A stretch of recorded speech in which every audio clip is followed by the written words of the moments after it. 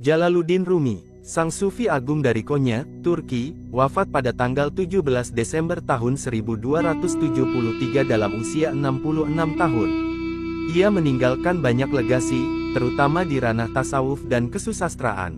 Tokoh ini lahir dengan nama Jalaluddin Muhammad. Orang-orang Iran dan Afghanistan lebih sering menyebutnya Jalaluddin Balkhi. Sebab, orang tuanya berasal dari Balkhi, suatu pusat kebudayaan Persia Islam, kini termasuk wilayah Afghanistan. Di sana pula, Jalaluddin lahir pada tanggal 30 September tahun 1207 atau 6 Rabiul Awal 604 Hijriah. Bagaimanapun, figur dari abad ke-13 itu akhirnya masyhur dengan nama Jalaluddin Rumi. Pada zaman itu, sebutan Rum bermakna Roma atau Anatolia. Sebagian besar hidup sang penyair sufi memang dihabiskan di Konya, Anatolia, Turki.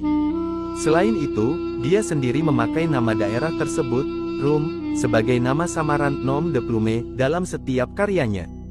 Garis nasabnya dapat ditelusuri hingga sang khalifah pertama, Abu Bakar As-Siddiq. Kira-kira 5 tahun sejak kelahirannya, keluarganya hijrah meninggalkan Balkhi. Para peneliti belum dapat memastikan apa yang mendorong Muhammad bin Husain al-Khatibi alias Bahauddin Walad, ayah Jalaluddin, sehingga mengambil keputusan itu. Sebagai informasi, pada permulaan abad ke-13 Balkhi termasuk wilayah kerajaan Khwarizmi. Sebagian sejarawan menduga, penguasa negeri itu, Raja Muhammad, ingin membendung pengaruh tarekat yang antara lain didukung Bahauddin. Bahauddin hijrah seperti beberapa warga lainnya yang ingin menghindari ancaman militer Mongol. Pada 1213, pengarang kitab Al-Ma'arif itu bertolak dari Balkhi. Pria 65 tahun itu kemudian singgah dari kota ke kota, Nisapur Iran, Baghdad, Makkah, Malatya Turki, Laranda Turki, dan akhirnya Konya sekitar tahun 1229. Kota yang terakhir itu merupakan sentra pemerintahan Kesultanan Rum, yang masih dalam trah dinasti Seljuk. Sewaktu berada di Nisapur, Bahauddin diterima dengan baik oleh Abu Hamid bin Abu Bakar Ibrahim alias Fariduddin Attar. Dialah Salik yang mengarang Mantik et-Tair, pertemuan para burung. Kepada Bahauddin, Attar menghadiahkan salinan karangannya, Asrar, nama kitab tentang misteri-misteri. Tokoh berjuluk pewangi para penyair itu juga berpesan, putramu, Jalaluddin, tak lama lagi akan mengobarkan bara api para pencinta Tuhan dari seluruh dunia. Usai melaksanakan ibadah haji, Bahauddin melangkahkan kaki ke wilayah kekuasaan dinasti Seljuk. Di Konya, ulama bermazhab Hanafi itu diterima dengan hangat oleh penguasa setempat. Negeri itu sedang dipimpin Alauddin Kaykubat yang terkenal mencintai ilmu dan seni. Bahauddin pun diberikan jabatan sebagai kadi istana. Lambat laun, masyarakat di sana menjulukinya Sultan al-Ulama, pemimpinnya para cerdik pandai. Bahauddin memiliki beberapa orang anak. Jalaluddin tergolong yang paling menonjol di antara mereka. Masa mudanya dihabiskan dengan tekun menuntut ilmu. Saat Jalaluddin berumur 24 tahun, ayahnya meninggal dunia. Dalam usia semuda itu, dia sudah menguasai berbagai cabang pengetahuan agama, seperti tafsir Al-Quran, usyul fikih, tata bahasa Arab, dan sastra. Sama seperti sang ayah, dia juga ahli dalam mazhab Hanafi. Raja Kaykubat sempat memintanya duduk sebagai hakim, jabatan yang sebelumnya diemban almarhum Bahauddin. Namun, pemuda itu menolak halus tawaran tersebut karena lebih tertarik melanjutkan studinya. Jalaluddin meneladani sikap zuhud dan wara, rendah hati, dari sang bapak. Dua kualitas itu biasa dijumpai pada diri seorang sufi. Memang, Jalaluddin hingga saat itu belum menekuni tarekat tertentu. Kecenderungan ini berubah sejak kedatangan Burhanuddin Muhakkik Tirmidzi di Konya pada 1232. Dia pun mulai menjalani berbagai disiplin rohani dengan berguru pada sahabat bapaknya itu. Atas dasar ini, Sayyid Hossein Nasr dalam suatu uraian menegaskan, Jalaluddin Rumi sudah menjadi sufi bahkan sebelum berjumpa dengan sang salik misterius, Syamsi Tabrizi, pada 1244. Kurang lebih 9 tahun lamanya dia menuntut ilmu dari Burhanuddin Tirmidzi hingga sosok yang dihormatinya itu wafat pada 1241. Atas dorongan sang guru, Rumi kemudian menempuh studi di Madrasah Halifiyah, salah satu pusat pengajaran mazhab Hanafi di Halab, Suriah. Setelah itu, dia pindah ke Damaskus dan tinggal di sana 4 tahun lamanya. Pada 1236, Rumi kembali ke Konya untuk mengajar di Madrasah Huda Vanguard. Ilmu adalah apa yang membuatmu sampai ke sumber segala ilmu, ujar Darwis itu. Syamsi kemudian menggumamkan syair gubahan Sanai, penyair Sufi Persia yang hidup pada abad ke-12, bodoh jauh lebih baik daripada berilmu yang tak menjauhkanmu dari dirimu sendiri. Rumi amat terkesan. Sejak saat itu, ulama tersebut berguru kepadanya. Ya, berkat mengenal Syamsi Tabrizi, kehidupan Rumi berubah total. Dari semula sosok ahli agama dan akademisi menjadi seorang sufi yang hatinya mudah tersentuh keindahan. Bahkan, dia memilih untuk meninggalkan seluruh aktivitasnya sebagai pengajar dan pendakwah, padahal dirinya memiliki banyak murid dan jamaah. Hari-hari dilewatinya dengan sang darwis. Menurut sebuah riwayat, keduanya sempat menjalani rihlah 100 hari lamanya. Syamsi mengajarkan berbagai petuah bijaksana.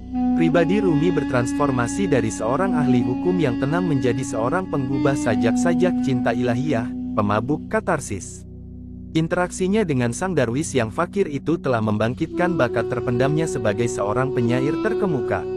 Syair dalam bentuk ghazal, sajak-sajak cinta mistikal, rubah petik terbalik sajak-sajak 4 baris dengan pola rima AABA, dan masnawi karangan prosa ritmis puitis. Selain itu, sang salik yang tumbuh dalam kebudayaan Persia ini juga mengarang sejumlah rasail, esai ilmiah, dan hitabah, teks khutbah.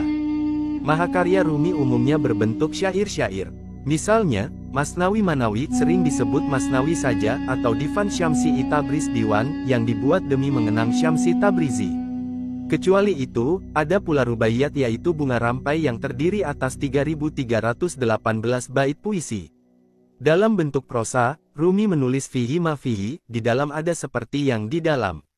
Buku ini berisi dialog dirinya dengan para murid tentang berbagai persoalan sosial atau keagamaan. Adapun makatib menghimpun korespondensi Rumi dengan sejumlah sahabat karib, semisal Solahuddin Zarkub, terkait beberapa problem praktis dalam bidang tasawuf. Majalis Isabah berisi teks-teks khutbah yang pernah dibawakan Rumi dalam berbagai kesempatan. Di atas itu semua, cinta menjadi tema sentral dalam pemikiran Rumi terutama setelah dirinya berinteraksi dengan guru makrifatnya, Syamsi Tabrizi. Bahkan, Abdul Hadi mengatakan, cinta adalah inti ajaran Rumi. Cinta muncul dalam rangka iman sehingga hasilnya hak al-yakin, keyakinan yang tak tergoyahkan kepada yang hak. Dengan cinta, manusia dapat transenden menuju Tuhan. Kata Rumi, tulis Abdul Hadi, cinta adalah pemulihan terhadap kesombongan diri. Ia adalah tabib semua kelemahan. Maulana asal Konya itu berpendapat, cinta merupakan asas penciptaan alam semesta dan kehidupan. Cintalah yang menyebabkan segala sesuatu berjalan tanpa henti menuju asal-usulnya, Tuhan, yang sekaligus merupakan tujuannya. Seseorang yang berhasrat pada cinta sejati, cinta ilahiyah, tak akan terperdaya kepalsuan dunia. Dia meyakini, sang kekasih yang ditujunya ialah Allah SWT. Rumi menulis, inilah cinta, terbang tinggi ke langit. Setiap saat mencampakkan ratusan hijab. Mula-mula menyangkal dunia, zuhud. Pada akhirnya jiwa berjalan tanpa jasad. Cinta memandang dunia benda-benda telah raib, dan tak mempedulikan yang hanya tampak di mata. Ia memandang jauh ke balik dunia rupa, menembus hakikat segala sesuatu. Rumi memilah antara diri yang hakikat dan yang palsu. Diri hakiki memancarkan keindahan ilahiyah dari sang kekasih. Diri palsu tersemu hawa nafsu, yang diibaratkan sebagai orang asing, atau induk semua berhala. Dalam Masnawi, Rumi mengingatkan, menghancurkan berhala itu mudah, namun menganggap mudah menghancurkan hawa nafsu itu bodoh. Bagaimanapun, Rumi tidak lupa akan realitas sekitar. Baginya, seseorang yang menempuh jalan cinta sejati tidak lantas mengabaikan kondisi sesama manusia. Tak perlu ada pertentangan antara kehidupan duniawi dan ukhrawi meskipun yang belakangan lebih baik daripada yang awal. Ingat surah Al-An'am ayat 32, artinya, dan tiadalah kehidupan dunia ini selain dari main-main dan senda gurau belaka. Dan sungguh, kampung akhirat itu lebih baik bagi orang-orang yang bertakwa. Ilmu dunia dan ilmu keruhanian sama-sama bermanfaat. Oleh karena itu, keduanya harus berjalan seiring seimbang. Dalam pandangan Rumi, kehidupan duniawi merupakan laluan menuju kehidupan yang kelak. Dunia dan akhirat adalah bagian dari satu kesatuan. Masing-masing tak terpisahkan. Abdul Hadi menjelaskan, visi Rumi sejalan dengan ajaran Islam. Kehidupan sosial yang baik tak mesti berbenturan dengan nilai-nilai transendental. Rumi berpendapat, hidup adalah anugerah yang mesti diterima dengan penuh tanggung jawab. Anugerah itu datang dari Sang Pencipta. Iman kepada Allah tidak lantas membuat orang yang beriman menolak keperluan berikhtiar dan berusaha. Dalam hal ini, Rumi bukanlah semacam petapa yang gemar menyendiri sehingga enggan berinteraksi dengan masyarakat. Dia justru mengupayakan perbaikan kondisi mereka dan dunia Islam pada umumnya. Kata Rumi, jika kau percaya Tuhan, percayalah padanya ketika bekerja. Tanamlah benih, kemudian barulah bertopang kepada Yang Maha Kuasa. Lebih baik bertarung dengan pedih daripada bersantai. Di jalan ini biarlah kau tertempa dan tergosok dan ditantang terus. Asalnya itu membuat seruling tersebut menyanyikan lagu yang penuh ekspresi kerinduan. Dalam syairnya, Rumi melukiskan, tujuan kerinduan hanya mungkin dicapai melalui cinta. Setiap orang yang tinggal jauh dari sumbernya ingin kembali ke saat ketika dia masih bersatu dengannya, tulis Rumi, seperti dikutip Abdul Hadi dalam artikel, Rumi dan Karya Profetiknya Masnawi.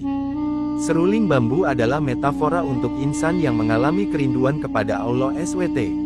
Sebab, sumber segala sesuatu adalah Dia. Hanya kepadanya tempat kembali. Bagi para pencinta yang beriman teguh, tentunya mengharapkan seruannya, seperti diabadikan dalam Al-Quran Surah Al-Fajr ayat 27-30. Artinya, wahai jiwa yang tenang, kembalilah kepada Tuhanmu dengan hati yang rida dan diridainya. Maka masuklah ke dalam golongan hamba-hambaku, dan masuklah ke dalam surgaku. Puncak cinta adalah kefanaan diri. Abdul Hadi mengatakan, Rumi mengistilahkan tahap ini sebagai baka. Di sini, seseorang tak lagi dibebani kepentingan nafsu rendah atau diri sendiri dalam melaksanakan tiap kewajibannya. Bila keadaan ini telah dicapai, maka insan yang demikian sudah menemukan hakikat. Tanda seseorang yang telah menerima pencerahan ialah mampu melihat dunia dalam sudut pandang yang berbeda dari orang kebanyakan. Sepanjang sejarah, kaum Nabi merupakan golongan yang tercerahkan. Mereka mampu menunjukkan jalan keluar kepada umat manusia yang mengalami kebuntuan. Tabir-tabir telah terbuka bagi mereka. Para nabi dan rasul pun dapat melihat dunia dari sisi yang lain sehingga akhirnya menorehkan sejarah. Rasulullah Muhammad SAW merupakan contoh agung dalam hal ini. Menurut Rumi, orang yang menganggap Nabi Muhammad SAW hanyalah manusia biasa telah gagal menyadari adanya cahaya ilahiyah di dalam diri beliau yang menerangi hatinya. Nabi SAW merupakan manusia utama insan kamil yang telah memperoleh pencerahan agung. Para wali, ahli tasawuf, maupun orang-orang yang beriman teguh berupaya meneladani beliau. Mencintai Allah SWT dapat dimulai dari mencintai Rasulullah SAW, dan segala yang dicintai beliau Shallallahu Alaihi Wasallam.